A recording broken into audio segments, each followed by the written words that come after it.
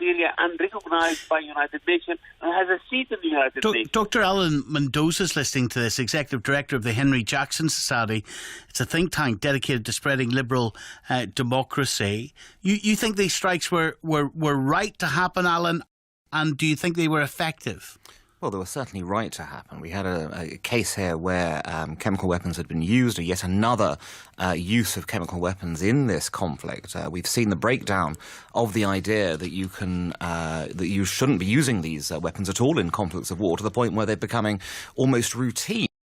As a result, the international community had to do something to send a message that is not an acceptable position for the international community to have to endure. So yes, of course they were justified. And of course, Alexander Nekrasov, who's on the panel tonight with you, will say that this was staged, Alexander, right? That these chemical weapons didn't happen as the Western media is portraying it. Well, I think that they should have waited for the inspectors from the UN to come over and produce some sort of evidence. I think that is why some people are accusing them of jumping the gun before the inspectors actually came there. So, in this respect, there are suspicions, obviously. But let me make another point, which I think is very important. What I get from the statements and actions by the Western governments, they are getting terrible advice, absolutely appalling advice by their intelligence services, by their military, by the special advisors or whatever they call them, by the security experts. I think they are given the wrong advice. I think that, for example, the intelligence services are so politicized now, which it happened, I think, under Blair and Clinton and so on, that they're actually saying what they think their political masters want to hear. And unfortunately, they're making some of the things up. The military, I have no idea how they look at it, because what I've read and heard and been told is that the Pentagon is at odds with the CIA over what to do in Syria. The other agencies are battling for positions and trying to be, in control and so on. So I think we have a problem of communication on all levels. In my day as a troubleshooter for the Kremlin, we were fixers. We met each other in London, Paris, New York, and so on, Washington, and we talked before our bosses talked. So we found, points of communication. We found ways of overcoming some problems, and then we presented the cases to our bosses, and our bosses that could then talk. Now they have no understanding of each other. Nobody talks to each other. I see no fixers, no troubleshooters. It was a pretty coordinated attack against Syria last night, Alexander. Yes, it was, and it wasn't, by the way, because I think, first of all, it was not a success as they're presenting it, because so many missiles were knocked down. I don't really understand what the role of the British Air Force and the French Air Force was. I think the Americans took most of the hits were conducted by them. Well, it's a signal to your country and to Syria and to Iran that this is more than America, that this is an international response. Well, let me tell you something, Stephen. How about Russia asking China and Iran to hit military bases in Saudi Arabia because they're killing innocent people every day with the bombs they buy from America, France, and Britain. Brad Blakeman, let me bring in Brad, because Brad's a Republican commentator, worked for George W. Bush's senior staff, 2001 to 2004.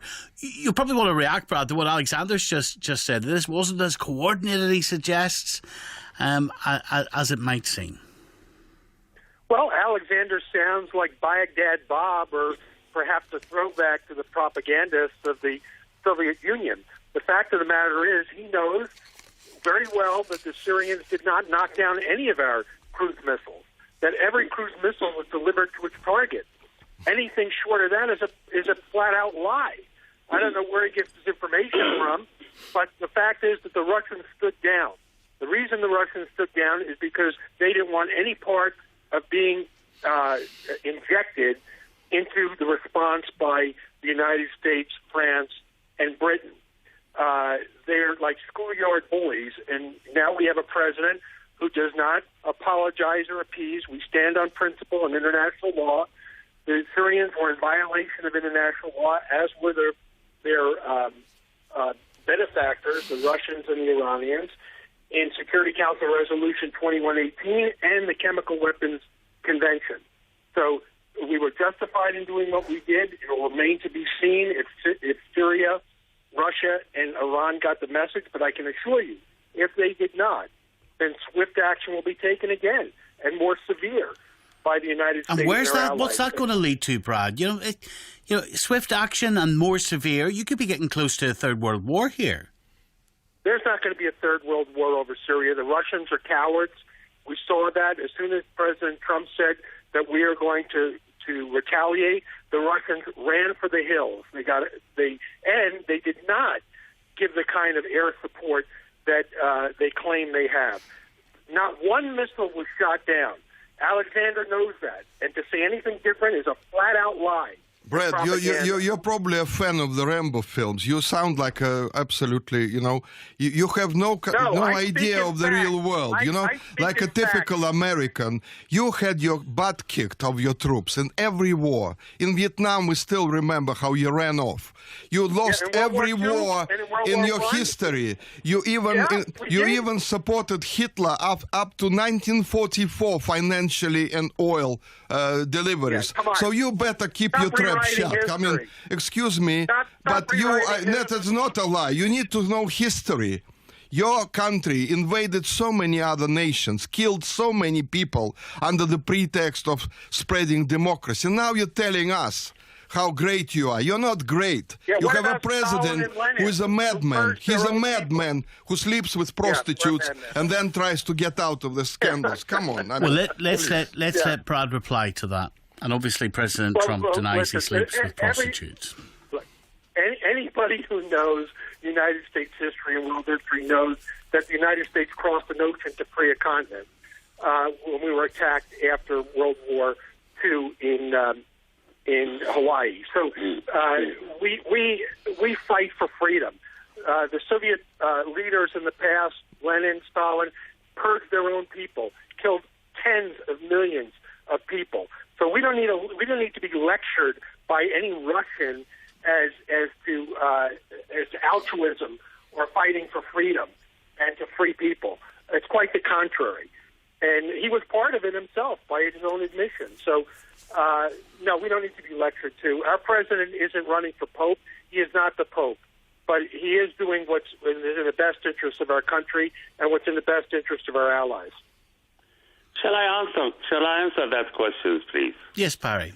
I'm surprised our American friends here talking about democracy and as if, United States is a very peaceful country. As a man from the Middle East, I would like to remind him that they killed more than 3 million people in Iraq under the sanction and then after the invasion of 2003 under the lie of chemical weapons or weapon of mass destruction. They invaded Libya and they bombed Libya. Let me complete, please. Let me complete. No, let me. No, hold on. I didn't interrupt you. Let's let Barry finish. Hold on, everybody. Let's let Barry finish. Please, wait a minute. And then, Libya, you said there is a dictator and he's killing his own people. And then how many people? More than 50 Libyan were killed by the NATO bombardment. And when we talk about Syria now, how many people are killed? Your president said we spent $70 billion in Syria. Were you sending, actually, roses to Syria? Okay, Brad Blakeman, I told you to let you reply. Go ahead. Where is the outrage by these people with the chemical weapons that were delivered by Syria against innocents? I hear no outrage on Iran, no outrage on Russia. It's the United States who went in to teach Assad a lesson and the world that we're not going to normalize weapons of mass destruction, chemical weapons, sarin gas, chlorine gas against innocent people. Everybody's ganging up on the United States for sticking up for innocence. Shall I remind you that Alan Mendoza, can I bring you in here? You're the executive director of the Henry Jackson. Let's break up this little society because that's happening here. We need to get back to the subject, I think. And Alan, some people will say that has Britain not learned a lesson from getting involved in military action without it being deeply thought through and with the consent of Parliament? Well, we have to look at the type of military action we're talking about. People have been banding around the idea that here's Iraq, Part 2 or Part 3, whatever you want to term it, it's going to be the same thing. What we're talking about is a simple, limited airstrike here. It's a very sort of a process that occurred last night. We don't expect any further ones. It was a one-off. It was designed purely to respond to chemical weapons use, which has happened. It is not like Iraq, which was, at the end of the day, an invasion, a ground invasion, a massive operation in that way. I think the idea that Parliament has to approve every time a tank or moves or an aircraft takes off is nonsense. The point is that our members of Parliament don't have access to the intelligence in quite the same way that the Cabinet does, the Prime Minister does. It's reasonable that the Prime Minister and Cabinet take decisions based on intelligence. If it is a full-scale conflict we're considering, of course Parliament will have a say in it. But for something like this, I don't think the comparison with Iraq is remotely sensible. Here's Tony in Belfast. Hello, Tony. Hello, Stephen. I have to say that listening to them two going at it there was just, I know smarter 3-year-old children here in Belfast, and that's just, listening to them is just hilarious. Now, my point is the bombers last night were total hypocrites when you consider that the Israelis have used gas and poisoning on the Palestinian people for the last many years, and just recently they've used live rounds to shoot people dead, and all their only thing they were guilty of was protesting at having their land stolen. And for these people to come on and calling Americans, calling Russians cowards, and the Russians singing back, these people need to realise I came through the troubles myself and seen it firsthand. These people haven't been near a war. That's what's wrong with them. Let me let Brad Blakeman respond to you. Well, I think this gentleman is a lunatic. To say that Israel you're a Yank. To say that Israel used gas against the Palestinians is a fabrication. The guy has to be a mental patient to say that. It never happened. He knows it didn't happen, and he's trying to revert this. He has to inject Israel that somehow Israel is on the same footing as Syria. The guy needs to Syria's mental health. Well, let me tell you something. Nakashia happened, didn't it? Or are you going to deny that happened as well? It has not happened. You know it didn't happen. It happened, just like the only ones who is really... But what's the point here? What's the point here you're trying to make, Tony? The point being is they're hypocritical. They decide who they're going to sing against. Even the English fella who was on there, he was on, this was nothing really. It's not a war. Yet some crazy head case takes this up and decides to drive a car along London Bridge and kill 3 or 4 people. It'll be on the news for 30, 40 days after it. These people need to stop and think before this. So you're clearly against the airstrikes. I'm clearly against hypocritical countries deciding who gassed who. How many babies have been killed in the likes of Saudi Arabia, Kenya, different places? These people can't be able to decide. There's a hidden agenda behind these. Iraq, they went into Iraq. Okay. Tony, let me say thank you. Martin in Doncaster. Hello, Martin. Hiya, Stephen. Yes, I'm ringing up because I'm glad about the decision Theresa May. I think she's shown leadership and what she's done today. I'm a Labour supporter, and I totally disagree with Jeremy Corbyn and saying about talks and things, because I watch the news and I watch political programmes and things like that, and you see the pictures coming out from Syria from last week, and your just reaches out for those children.